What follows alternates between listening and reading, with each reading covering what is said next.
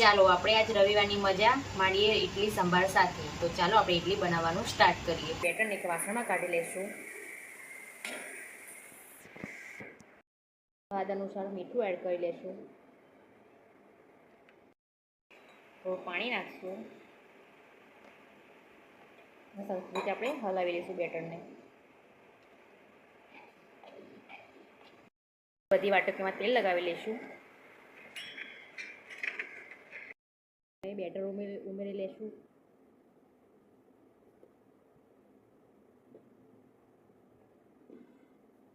આપણે અહીંયા મોટા વાસણમાં પાણી ગરમ કરવા મૂકી દીધેલું છે। હવે આપણે બધી ઇડલી અંદર મૂકી દઈશું।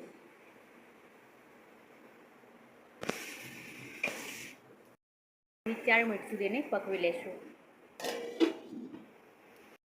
તો છો આપણી ઇડલી બનીને તૈયાર થઈ ગઈ છે। આપણે ચેક કરી લઈએ। આપણે ઇડલીને કાઢી લઈએ। આપણે બનાવીશું રેસ્ટોરન્ટ જેવો ટેસ્ટી સાંભાર। સાંભાર બનાવવા માટે અહીંયા મેં લીધી છે તુવેરની દાળ અડધી વાટકી, અડધી વાટકી ચણાની દાળ, અડધી વાટકી મગની મોગર દાળ, અડધી વાટકી મશરૂમની દાળ। બધી દાળ મિક્સ કરી લઈએ એક વાસણમાં। એને સરખી રીતે ધોઈ લઈશું 4 થી 5 વખત। એને કુકરમાં બાફવા મૂકી દઈશું 1.5 ગ્લાસ પાણી મૂકીને। ટમેટા એડ કરી લઈશું। 1 ચમચી મીઠું એડ કરી લઈશું। સરખી તેને હલાવી લઈશું। આપણી દાળ બફાઈને તૈયાર થઈ ગઈ છે। હવે આપણે એને ઝીણી વતે એને મેશ કરી લઈશું।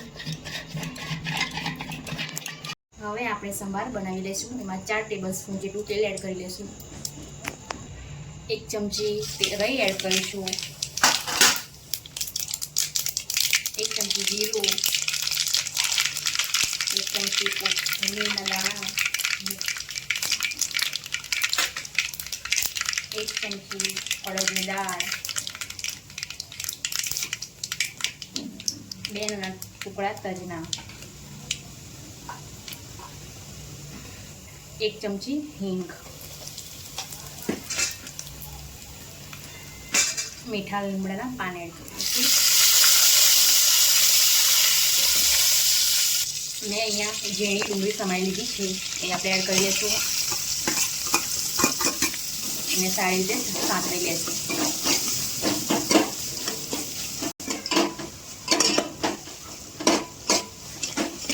આપણી ડુંગળી શેકાઈ ગઈ છે। હવે આપણે અંદર 2 ચમચી મરચું એડ કરી લઈશું, અડધી ચમચી હળદર, હવે સરખી રીતે હલાવી લઈશું। હવે આપણે અંદર સરગવો એડ કરી લઈશું।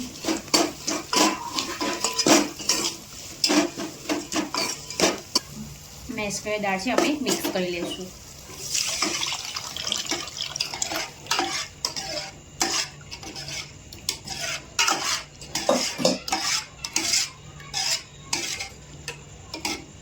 આપણે સંભાર બહુ પાતળો નથી કરવાનો એટલે આપણે 1.5 ગ્લાસ પાણી એડ કરી લઈશું। અહીંયા મેં લીધો છે એવરેજ સંભારનો મસાલો, એ હવે આપણે એડ કરી લઈશું।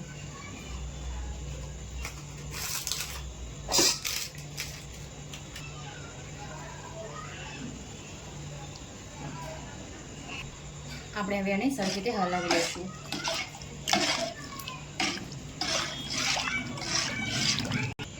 સ્વાદ અનુસાર મીઠું તમે એડ કરી લેજો। તેને ઉકાળી લેશું આપણે। 4 મિનિટ થઈ ગઈ છે। આપણી દાળ ઉકળી ગઈ છે। હવે આપણે અંદર કોથમીર એડ કરી લેશું।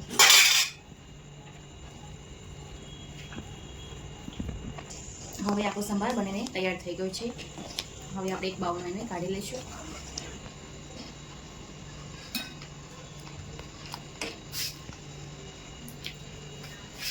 આપણો ઇડલી સંભાર બનીને તૈયાર થઈ ગયું છે।